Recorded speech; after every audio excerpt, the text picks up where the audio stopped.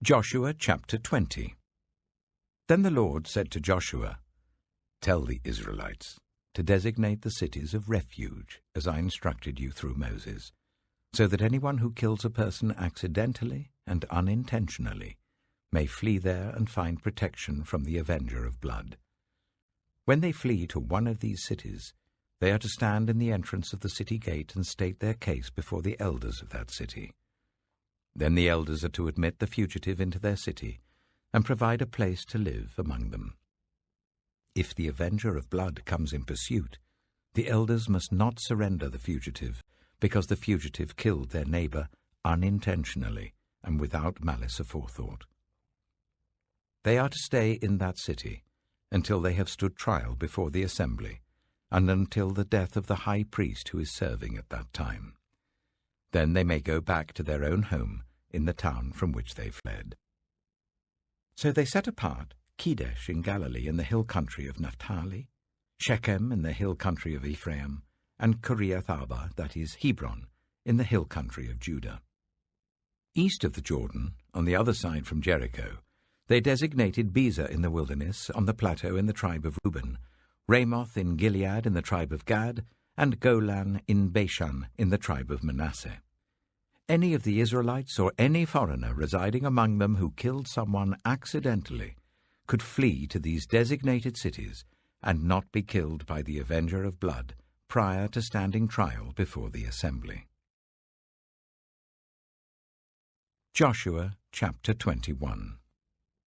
Now the family heads of the Levites approached Eleazar the priest, Joshua son of Nun, and the heads of the other tribal families of Israel at Shiloh in Canaan, and said to them, "The Lord commanded through Moses that you give us towns to live in with pasture lands for our livestock."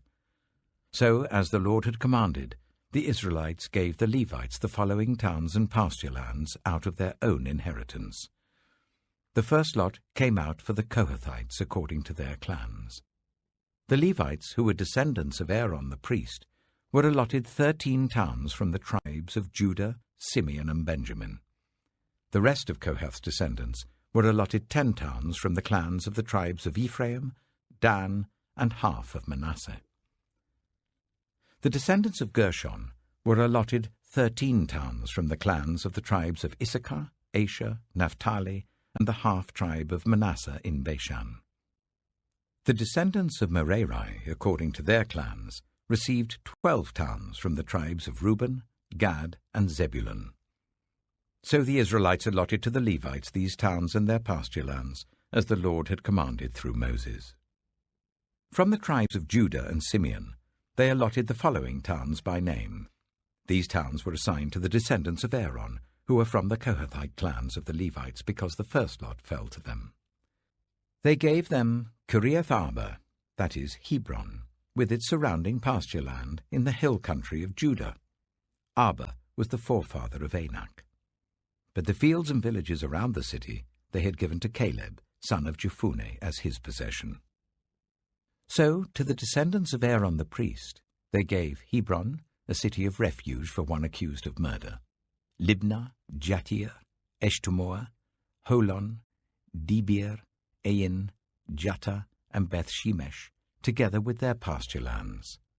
9 towns from these 2 tribes. And from the tribe of Benjamin, they gave them Gibeon, Jeba, Anathoth, and Almon, together with their pasture lands, 4 towns. The total number of towns for the priests, the descendants of Aaron, came to 13, together with their pasture lands. The rest of the Kohathite clans of the Levites were allotted towns from the tribe of Ephraim. In the hill country of Ephraim they were given Shechem, a city of refuge for one accused of murder, and Giza, Kibzaim, and Beth-horon, together with their pasture lands, 4 towns.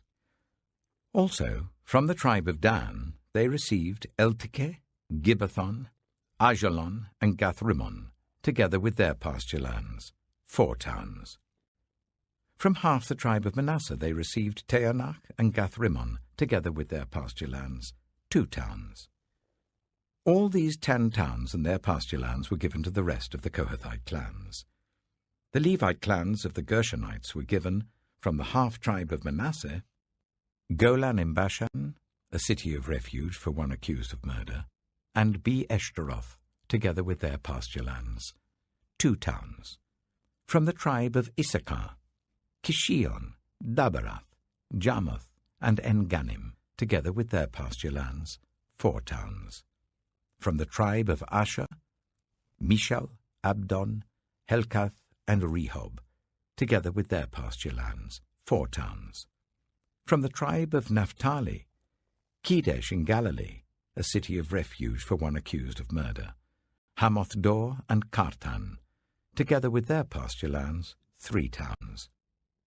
The total number of towns of the Gershonite clans came to 13, together with their pasture lands.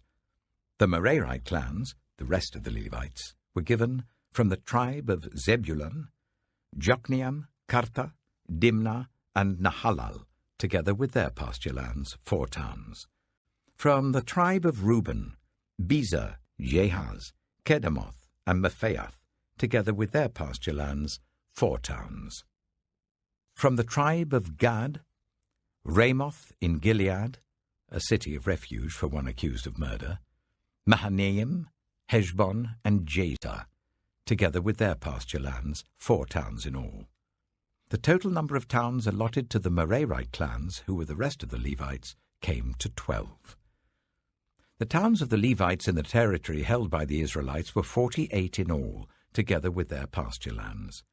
Each of these towns had pasture lands surrounding it. This was true for all these towns. So the Lord gave Israel all the land he had sworn to give their ancestors, and they took possession of it and settled there. The Lord gave them rest on every side, just as he had sworn to their ancestors. Not one of their enemies withstood them. The Lord gave all their enemies into their hands. Not one of all the Lord's good promises to Israel failed. Every one was fulfilled. Luke chapter 14. One Sabbath, when Jesus went to eat in the house of a prominent Pharisee, he was being carefully watched. There, in front of him, was a man suffering from abnormal swelling of his body.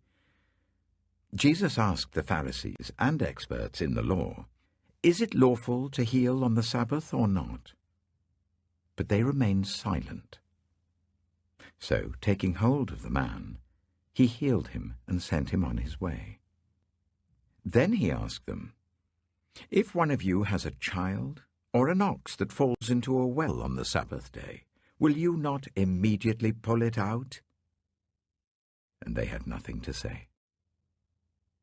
When he noticed how the guests picked the places of honor at the table, he told them this parable. When someone invites you to a wedding feast, do not take the place of honor. For a person more distinguished than you may have been invited. If so, the host who invited both of you will come and say to you, "Give this person your seat." Then, humiliated, you will have to take the least important place. But when you are invited, take the lowest place, so that when your host comes, he will say to you, "Friend, move up to a better place." Then you will be honored in the presence of all the other guests. For all those who exalt themselves will be humbled, and those who humble themselves will be exalted. Then Jesus said to his host, "When you give a luncheon or dinner, do not invite your friends, your brothers or sisters, your relatives, or your rich neighbors. If you do, they may invite you back, and so you will be repaid. But when you give a banquet, invite the poor, the crippled, the lame, the blind, and you will be blessed. Although they cannot repay you, you will be repaid at the resurrection of the righteous." When one of those at the table with him heard this, he said to Jesus, "Blessed is the one who will eat at the feast in the kingdom of God." Jesus replied, "A certain man was preparing a great banquet and invited many guests. At the time of the banquet, he sent his servant to tell those who had been invited, 'Come, for everything is now ready." But they all, alike, began to make excuses. The first said, "I've just bought a field, and I must go and see it. Please excuse me." Another said, "I have just bought 5 yoke of oxen, and I'm on my way to try them out. Please excuse me." Still another said, "I just got married, so I can't come." The servant came back and reported this to his master. Then the owner of the house became angry and ordered his servant, "Go out quickly into the streets and alleys of the town and bring in the poor, the crippled, the blind, and the lame." "Sir," the servant said, "what you ordered has been done, but there is still room." Then the master told his servant, "Go out to the roads and country lanes and compel them to come in, so that my house will be full. I tell you, not one of those who were invited will get a taste of my banquet." Large crowds were traveling with Jesus, and turning to them he said, "If anyone comes to me and does not hate father and mother, wife and children, brothers and sisters, yes, even their own life, such a person cannot be my disciple. And whoever does not carry their cross and follow me cannot be my disciple. Suppose one of you wants to build a tower. Won't you first sit down and estimate the cost to see if you have enough money to complete it? For if you lay the foundation and are not able to finish it, everyone who sees it will ridicule you, saying, 'This person began to build and wasn't able to finish.' Or suppose a king is about to go to war against another king. Won't he first sit down and consider whether he's able, with 10,000 men, to oppose the one coming against him with 20,000? If he is not able, he will send a delegation while the other is still a long way off, and will ask for terms of peace. In the same way, those of you who do not give up everything you have cannot be my disciples. Salt is good, but if it loses its saltiness, how can it be made salty again? It is fit neither for the soil nor for the manure heap. It is thrown out. Whoever has ears to hear, let them hear." Psalm 82. God presides in the great assembly. He renders judgment among the gods. How long will you defend the unjust and show partiality to the wicked? Defend the weak and the fatherless. Uphold the cause of the poor and the oppressed. Rescue the weak and the needy. Deliver them from the hand of the wicked. The gods know nothing. They understand nothing. They walk about in darkness. All the foundations of the earth are shaken. I said, "You are gods. You are all sons of the Most High. But you will die like mere mortals. You will fall like every other ruler. Rise up, O God, judge the earth, for all the nations are your inheritance." Proverbs chapter 20. Wine is a mocker, and beer a brawler. Whoever is led astray by them is not wise. A king's wrath strikes terror like the roar of a lion. Those who anger him forfeit their lives. It is to one's honor to avoid strife, but every fool is quick to quarrel. Sluggards do not plough in season, so at harvest time they look but find nothing. The purposes of a person's heart are deep waters, but one who has insight draws them out. Many claim to have unfailing love, but a faithful person who can find? The righteous lead blameless lives. Blessed are their children after them. When a king sits on his throne to judge, he winnows out all evil with his eyes. Who can say, "I have kept my heart pure, I am clean and without sin"? Differing weights and differing measures, the Lord detests them both. Even small children are known by their actions, so is their conduct really pure and upright? Ears that hear and eyes that see, the Lord has made them both. Do not love sleep, or you will grow poor. Stay awake, and you will have food to spare. It's no good, says the buyer, then goes off and boasts about the purchase. Gold there is, and rubies in abundance, but lips that speak knowledge are a rare jewel. Take the garment of one who puts up security for a stranger. Hold it in pledge if it is done for an outsider. Food gained by fraud tastes sweet, but one ends up with a mouth full of gravel. Plans are established by seeking advice, so if you wage war, obtain guidance. A gossip betrays a confidence, so avoid anyone who talks too much. If someone curses their father or mother, their lamp will be snuffed out in pitch darkness. An inheritance claimed too soon will not be blessed at the end. Do not say, "I'll pay you back for this wrong." Wait for the Lord, and he will avenge you.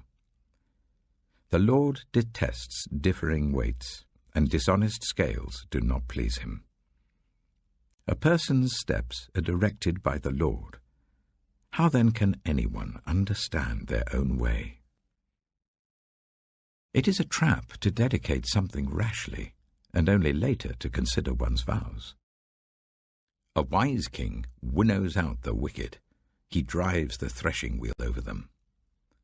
The human spirit is the lamp of the Lord that sheds light on one's inmost being. Love and faithfulness keep a king safe. Through love, his throne is made secure.